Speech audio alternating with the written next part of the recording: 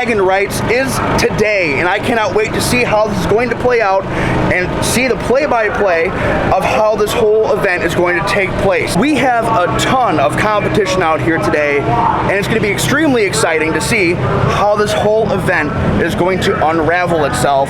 And we're here to show you guys the step-by-step of how this whole event is going to unfold. So come with me as we see how Bragging Rights 2026 is going to play out.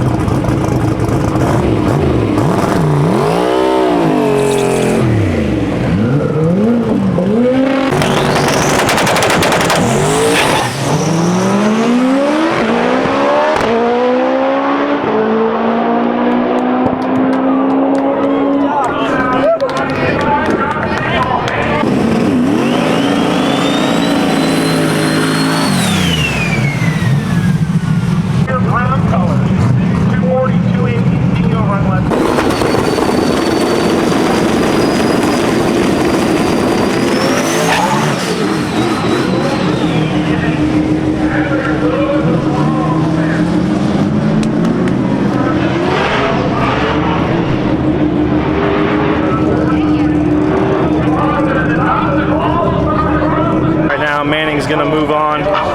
Sean Madden's driver Patrick Lewis and Betty White's going to move on. Good thing is Manning did a faster time, so we'll have lane choice, and I know Manning likes the left lane, so hopefully we can run him down.